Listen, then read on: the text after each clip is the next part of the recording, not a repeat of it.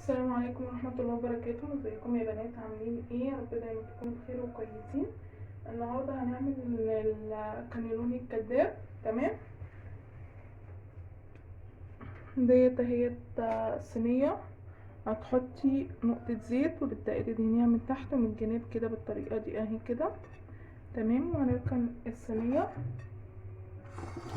هنا دي لحمة مفرومة متعصجة، كانت عندي في الفريزر، كنت بعمل بيها أكلة وفاضت وشلت الباقي في الفريزر. تمام، طلعتها لحد ما فكت اهي، سخنتها حاجه بسيطه عشان اعمل بيها. طبعا انت لو مش عندك هتطلعي عادي جدا اللحمه المفرومه وتبداي تعصجيها اللي هي العادي. هنجيبي بصلتين وتفرميهم وتشوحيهم، بعد ما تشوحي تحطي فيهم اللحمه المفرومه وهي حبه ميه لحد ما اللحمه المفرومه تستوي، وهتحطي ملح وفلفل اسود وبس على كده. تمام، معايا هنا بقى ورقة جلاش او يعني عامة واحدة جلاش هنفردها. بص اهي كده، انا فرداها جنبي عشان اعرف اصور. هتاخدي ورقة ورقة. تمام،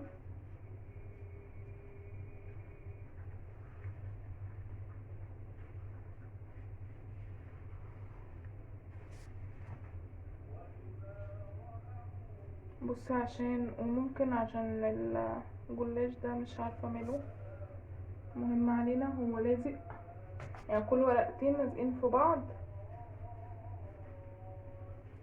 فممكن وانا بطلعهم يتقطعوا. هنجيب الورقتين دولت، هم ورقتين.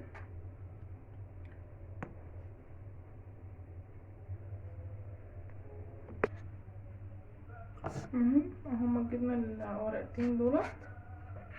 هتحطي اللحمة اهي كده. تمام،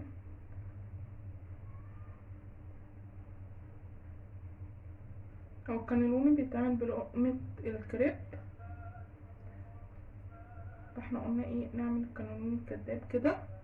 اللحمة انتي حطينا اللحمة هنا كده، تبدأي بقى تتني الناحية وهتتني الناحية دي، شايفين؟ المهم تبقى قافلة عليها وتبدأي تلفي كده، وخلي بالك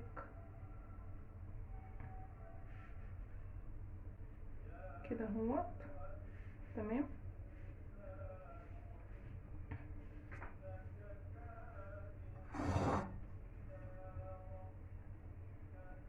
اهو.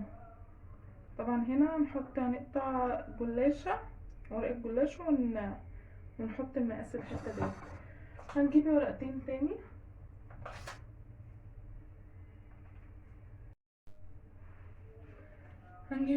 تاني، ونحط اللحمة المفرومة كده.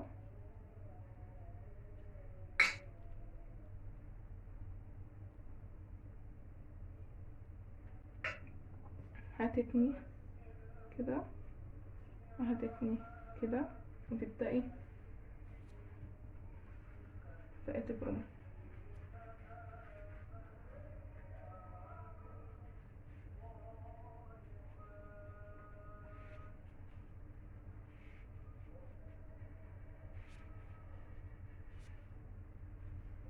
هكذا، وترصي في الصينية. طبعا لازم الحتة دي ما تكونش من فوق، يعني اللفة دي تكون من تحت، اخر لما تقعدي تلفي اخرها تبقى من تحت. تمام، هكمل انا وارجع لكم تاني. اهو كده. طبعا هنيجي بقى عاوزين هنا واحدة صغيرة وهنا واحدة صغيرة. هنعمل ايه؟ هنجيب واحدة بس اهو كده، وهتتنيها كده، تعملي نفس اللي قلنا عليه. تمام، هي بالطول. هتحطي هنا كده،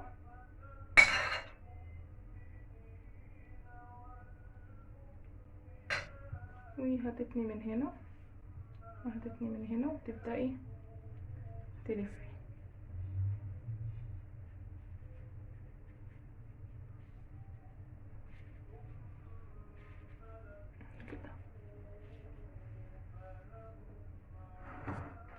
نحطها هنا كده.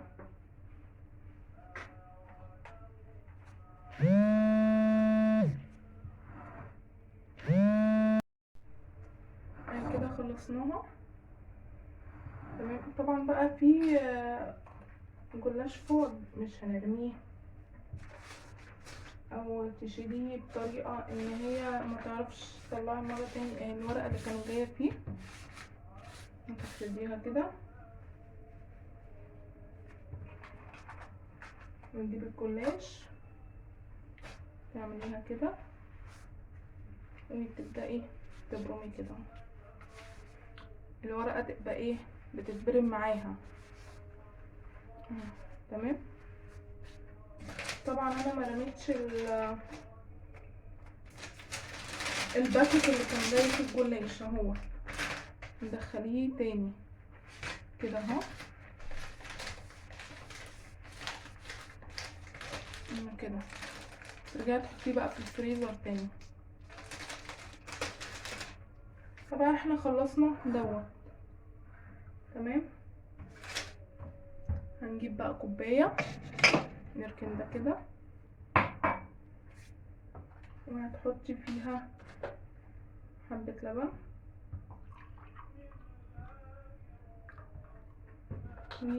وبيضايه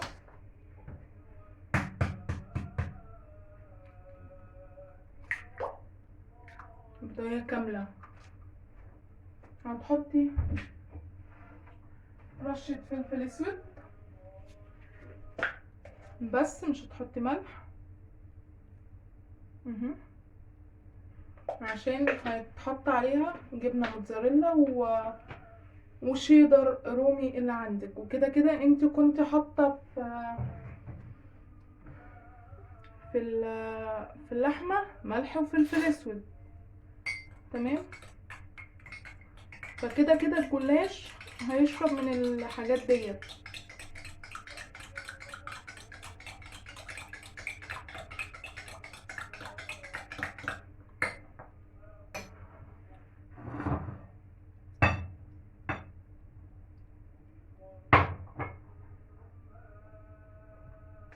تبدأي تميليها كده عشان الجلاش يشرب اللبن والبيض تمام.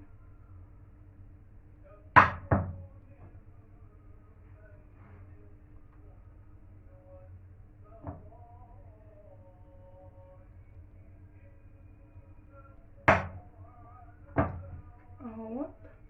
هنجيب بقى جبنه الموتزاريلا والشيدر وتبدأي ترشيهم على الوش كده اهو.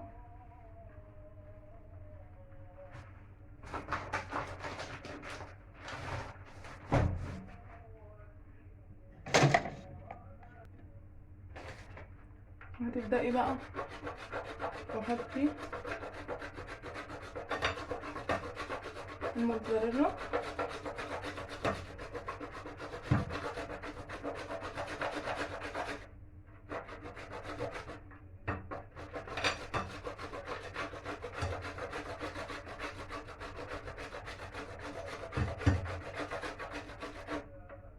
تمام. هي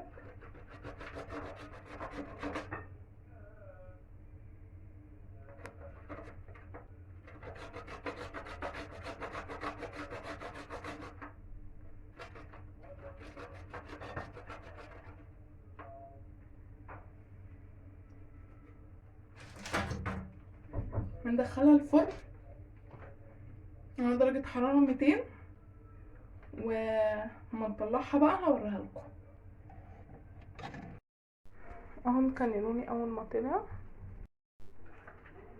اهو يا بنات قطعناه شايفين